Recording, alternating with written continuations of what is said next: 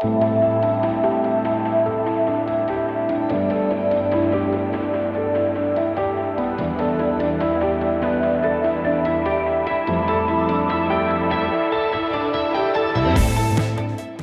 episode of the Quantum Space Innovating Trust podcast is brought to you in association with Vibu Systems, pioneers in software protection, licensing, and long-term digital trust. Quantum computing is no longer theoretical, and it poses a fundamental challenge to today's cryptography. Methods like RSA and ECC will not survive the quantum era. With its next code meter generation, Vibu Systems is already preparing a smooth, compatible transition to post-quantum ready security across hardware, software, and cloud licensing. Discover how CodeMeter is being engineered for the post-quantum future and why preparing early is the only safe strategy. Visit vibu.com/PQC today.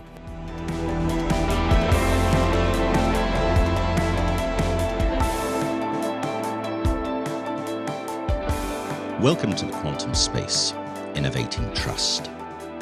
I'm going to ask you to do something slightly different today. I want you to put yourself somewhere specific. Not in a boardroom, not in a lecture, not reading a report. I want you to imagine you've just received a call. Late, unexpected. The kind that doesn't open with context. It opens with a single sentence. We've got something you need to look at. No detail, no escalation language, no explanation of what's been found, but just enough to shift the tone of the evening. Because the person making that call already knows this isn't routine. And you, the person receiving it, knows something else too. If it's reached you, it's already serious. Within minutes, more people are pulled in. Security, IT, operations. Someone senior joins, not because they fully understand what's happening, but because they recognize the pattern. Something doesn't add up. And when that happens in an organization of any size, you don't wait to be certain. You gather. The room, physical or virtual, starts to fill. And here's what I want you to notice about that moment. Nobody in that room has the full picture, not yet. But everybody in it understands that what happens in the next few hours is going to matter, possibly for years. You see, the information is incomplete. It always is at this stage.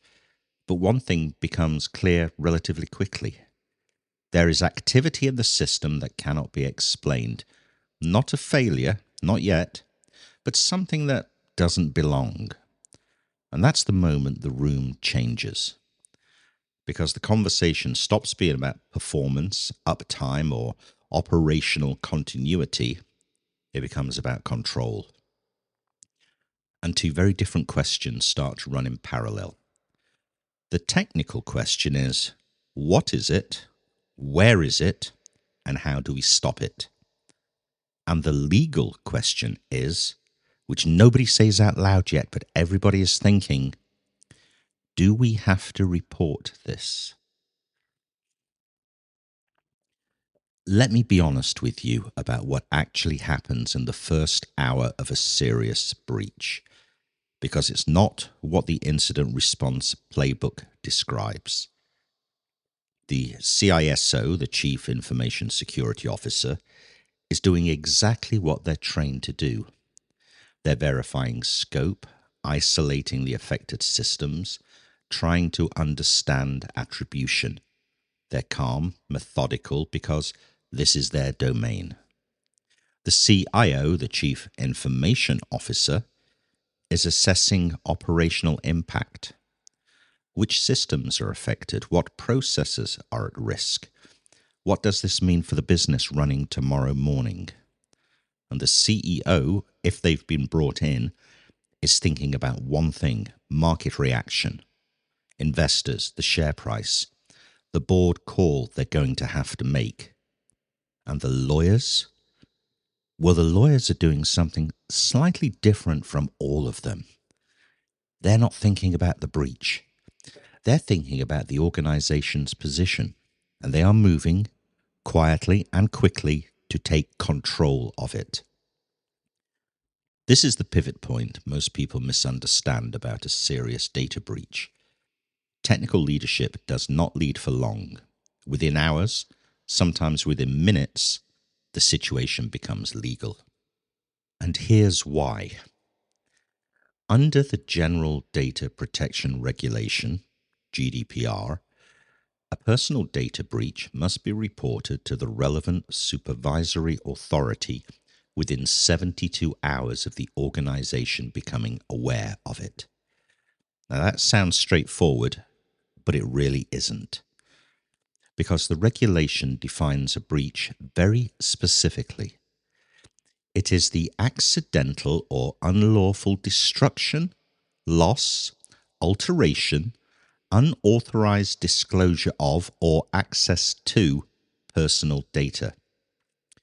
Which means the very first legal question isn't what happened, it's does that happen to meet that definition? Is this an anomaly or is this a breach? And that determination in the middle of an unfolding incident with incomplete information is not a technical decision, it's a legal one. And so the lawyers step forward and they do not step back. Now here is where it gets genuinely uncomfortable. The 72-hour clock doesn't start when the breach happens. It starts when the organization becomes aware. Now that single phrase, becoming aware, is where some of the most significant regulatory and legal fights have taken place. Now, think about it from the room's perspective. Security says we have indicators. We have access patterns we cannot account for. Legal responds, indicators are not confirmation. Suspicion is not awareness. The executive asks, so when does the clock start? And the answer, and I want you to really sit with this, the answer is, the clock starts when someone is willing to defend that it has. And that's it. That's the real definition in practice. Not a system event, not a log timestamp, a judgment. A decision made by people under pressure with incomplete information, knowing that decisions will later be scrutinized. And that's the weight in that room. That's what makes it so heavy. Let me explain what the 72-hour window actually requires, because there's a common misunderstanding that 72 hours is time to investigate, confirm, and then report once you have everything figured out. It isn't. You're not expected to have all the answers within 72 hours. You are expected to have demonstrated that you are in control of the situation.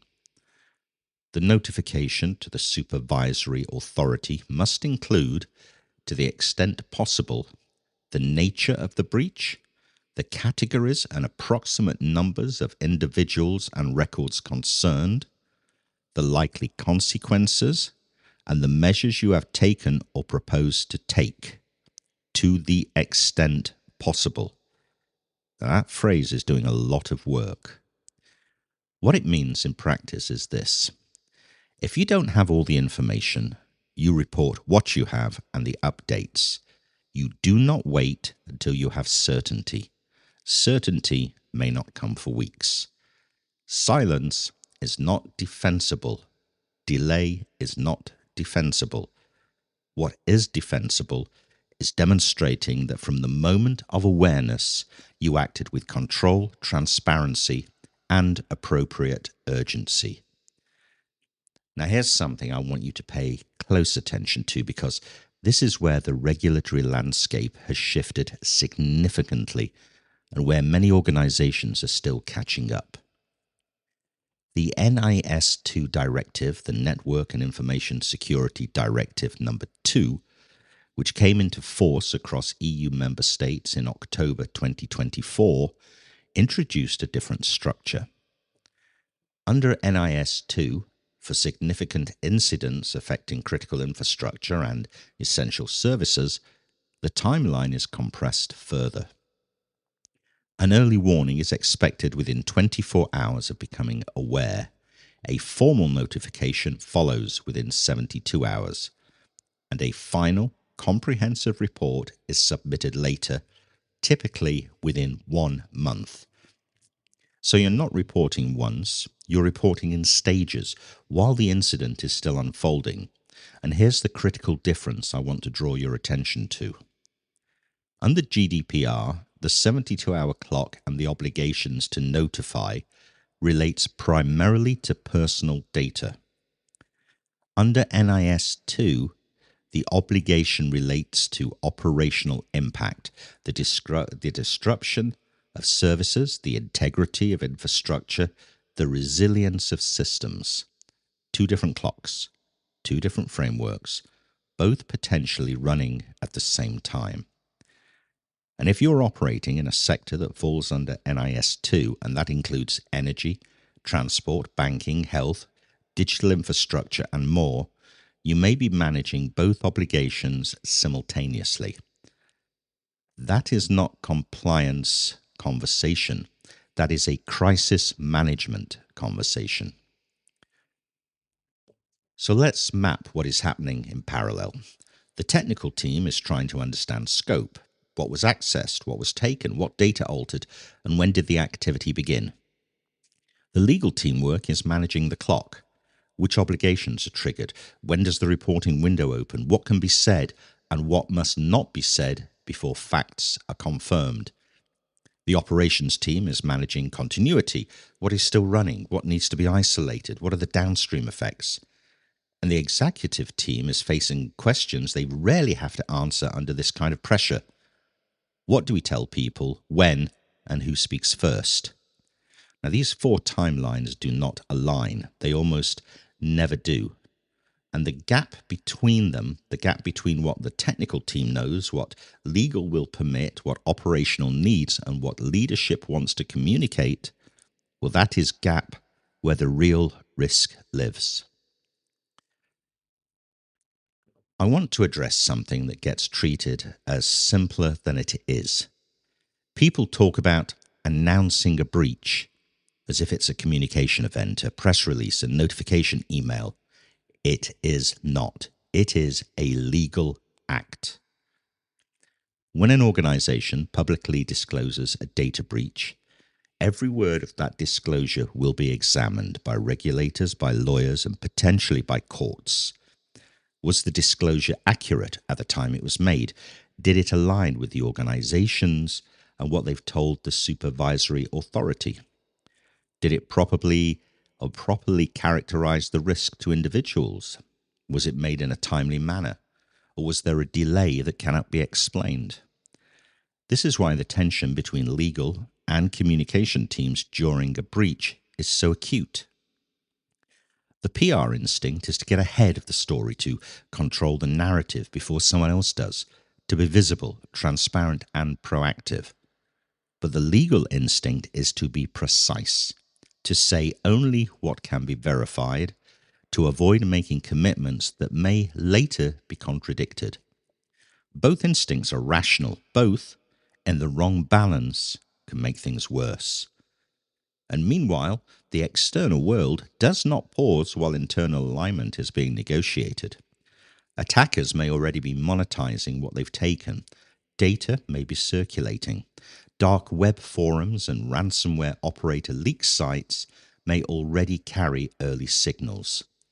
And journalists may be receiving tips. Partners may have noticed something unusual. Customers may have seen something that, well, they shouldn't have seen. And in some cases, more cases than organizations would like to admit, the first external question doesn't come from a regulator with a formal inquiry. It comes from a reporter asking, "We've heard you've had a breach. Can you confirm?" At that point, if the organization hasn't already notified the supervisory authority, it is now managing two simultaneous crises: the incident itself and the reputational fallout of appearing to have concealed it. That is a very different problem to the one the room was managing 8 hours ago. Let me bring in some real-world context, because the regulatory cases that have followed significant data breaches are instructive, not as cautionary tales, but as evidence of how these decisions are actually judged. British Airways, 2018. Attackers compromised the airline's website and redirected users to a fraudulent site. Customer data was captured, names, addresses, payment card details. Approximately 500,000 customers were affected.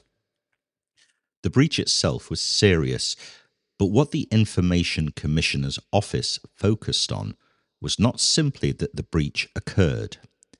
It was that British Airways had not implemented appropriate technical and organisational measures. Monitoring was insufficient, detection was weak. The organisation's ability to identify and respond to the attack was limited. The original ICO intention was a fine of £183 million. It was reduced on appeal to £20 million, but the regulatory principle was established. You are judged not only on what was taken, you are judged on whether you were in a position to know, to detect, and to respond. Controls that exist but cannot be demonstrated are, from a regulatory standpoint, controls that may not as well exist. Marriott International presents a very different kind of challenge, and I think it's one that should make every executive who has been through an acquisition slightly uncomfortable. The breach began in 2014 within the Starwoods Hotel reservation system. Attackers remained undetected within that system for 4 years. During that time, Marriott acquired Starwood in 2016. The breach continued, and it continued because the due diligence during acquisitions did not surface it. When it was discovered in 2018, approximately 500 million guest records had been exposed. The ICO initially proposed a fine of £99 million. The focus of the regulatory scrutiny was revealing. Not just the breach itself, not just the length of exposure, but the due diligence or the absence of adequate due diligence during the acquisition process. Because here is the principle that Marriott established as regulatory reality. In an acquisition, you do not just acquire the asset, you also acquire the risk. And if you cannot demonstrate that you assessed that risk, that you looked, that you checked, that you had a process, then from a regulatory perspective, the breach that began before you owned the company is treated as one that continued under your watch. The responsibility does not transfer with the asset, the liability does. And Uber. Uber is different from both of these cases, and in some ways it's the most important one for this conversation. Because the British Airways and Marriott cases involved failures of detection and control. They involved technical and organisational deficiencies that were subsequently identified by regulators. Uber involves a very different kind of failure entirely. In 2016, attackers accessed the personal data of approximately 57 million users and 600,000 drivers. The organisation became aware and then made a decision to contain it privately, to pay the attackers, to not disclose. And that decision, made by people in a room under pressure, changed the entire character of the incident. Because the question that regulators and prosecutors subsequently asked was not, how did the breach happen? It was, why was it not reported? And that question is far harder to answer than any technical question, because it goes to intent, to judgment, to the decisions made by individuals who chose concealment over transparency. The consequences were severe, significant regulatory fines across multiple jurisdictions, and personal criminal liability for the individuals who oversaw the response. Not corporate liability, personal liability. I want you to hold that for a moment. The decision to delay disclosure, a decision made by a human being in a room under pressure, resulted in that person facing criminal prosecution. This is not a technical story. It was never a technical story.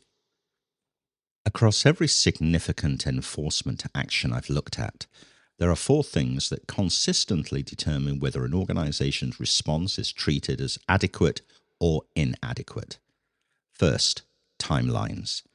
Was the breach reported within the required window? And if not, can the delay be explained by genuine uncertainty about the nature of the incident, or does it look like hesitation, calculation, or concealment? Second, documentation. Can the organization demonstrate a clear record of what it knew, when it knew it, what decisions were made, and on what basis? The absence of documentation doesn't just look bad, it means the organization cannot construct its own defense. Third, evidence of controls. Can the organization show that appropriate technical and organizational measurements were in place before the incident? Not describe them, show them with evidence. Fourth, notification of individuals. Where the breach poses a high risk to individuals, were they informed in the right way, with the right information, without undue delay? Notice what is not on that list. Regulators do not primarily penalize organizations for being breached. They penalize organizations for not being able to demonstrate that they were doing the right thing before, during, and after. And that brings me to something I've been building towards throughout this episode, because I think the way most people and most organizations think about security is still fundamentally orientated the wrong way. The question most organizations are trying to answer is, how do we prevent a breach? And that is the right question, but it's no longer the only question. The question regulators, lawyers, and courts are asking is, can you prove what you did and when and why? And those are different systems. A system designed purely to prevent and detect attacks is built around operational response. It is built to flag, to isolate, and to contain. But a system designed to survive scrutiny is built differently. It creates a record that is complete, consistent, and tamper-resistant, and it treats logs not as operational artifacts, but as legal evidence. It maintains integrity over time, not just in the moment. And this is where the conversation about cryptographic integrity, about verifiable timelines, about evidence layers in infrastructure stops being theoretical and becomes urgently practical. Because when an incident occurs and regulators ask for your logs, the question they are asking is not just what do these logs say, they are asking, can you prove that these logs have not been altered? Can you demonstrate their integrity from the moment of creation? Can you show that the records you are presenting to us is the same record that existed before the incident occurred? If you cannot, those logs become contested evidence, and contested evidence is almost worse than no evidence at all. I want to close this episode by being practical, because everything we've covered today is only useful if it changes what you do before the call comes. So here are 8 things, not theoretical, operational. Lesson 1. Define awareness before you need it.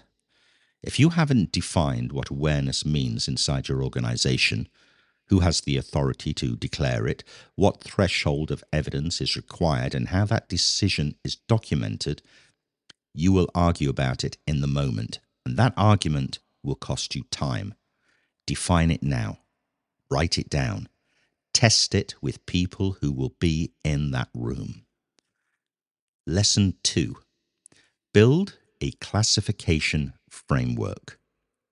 Not every anomaly is a breach, but every breach begins as an anomaly.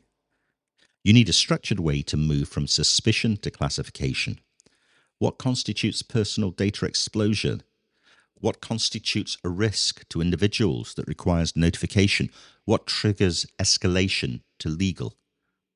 Without that framework, you don't have a decision-making process. You have a debate. And debates take time that you will not have. Lesson 3. Detection delay is liability. The longer an attacker remains undetected in your systems, the weaker your regulatory position becomes, not just technically, but legally. Because the question regulators will ask is, why did you not know sooner? And you need to be able to explain and answer that with evidence of your monitoring capabilities, not just an explanation. Lesson 4. You must be able to prove control, not just claim it. And this is where most organizations genuinely fail. They have controls, they believe in their controls, but when asked to demonstrate them to show that a specific control was in place, functioning and appropriate at a specific point in time, they cannot. Claiming you had controls without evidence is not a defense. It is the absence of one. Lesson 5. Logs are now legal evidence. Your logs are not operational tools that happen to be useful during investigations. They are evidence, and that changes how they must be treated. They must be complete, tamper-resistant, consistent over time, stored in a way that allows their integrity to be verified, not just asserted. If your logs can be altered, even accidentally, they become contested, and contested evidence undermines every other part of your response. Lesson 6. Communication is a liability management. Every external statement made during or after a breach will be scrutinized. It must align with what you know, what you can prove, or what you may later be asked to defend. And that is why legal slows communication down and why PR pushes to move faster. Both are right within their own logic, but managing that tension is not optional. It is a core part of your incident response capability. Lesson 7. Alignment is not optional. Security, legal, operations, communications, and executive leadership must operate as a single function during a breach, not as a separate teams with separate priorities, because fragmentation creates inconsistency. And inconsistency in timelines, in statements, in documented decisions is precisely what regulators focus upon. And last, lesson 8. You are preparing for scrutiny, not just response. And this is the shift that I think matters most. You are not just preparing to respond to an incident, you are preparing for the investigation that follows, for the regulatory review, for the legal challenge, for the retrospective analysis that will examine your decision within the benefit of hindsight. And that means every system you build, every process you define, every control you implement needs not just to be effective, but defensible. And then, eventually, the room empties. The systems stabilize, the notifications are filed, the statements are drafted and released, the regulators acknowledge receipt, and the journalists move on to the next story. But for someone, the CISO who took the first call, the legal counsel who managed the timeline, the executive who made the decision to report, for them, it doesn't end there, because there is still that moment, the call, the question, the decision made with incomplete information under pressure in a room full of people who all wanted something different. No organization truly plans for that moment, but most will face it. And when they do, it will not be the system that defines the outcome. It'll be the decisions made by the people in that room. Whether those decisions were grounded in preparation, in documented controls, in clearly defined processes, or whether the people who made them can stand behind them cleanly, consistently, and under scrutiny. The 72-hour rule is not the challenge. Everything that leads to it and everything that follows is the challenge.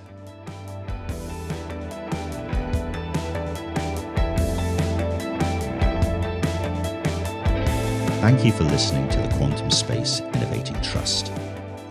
If this episode has made you think differently about how your organization would perform, not during a breach, but in the investigation that follows, I'd encourage you to ask the hard questions now, while you still have time to answer them comfortably.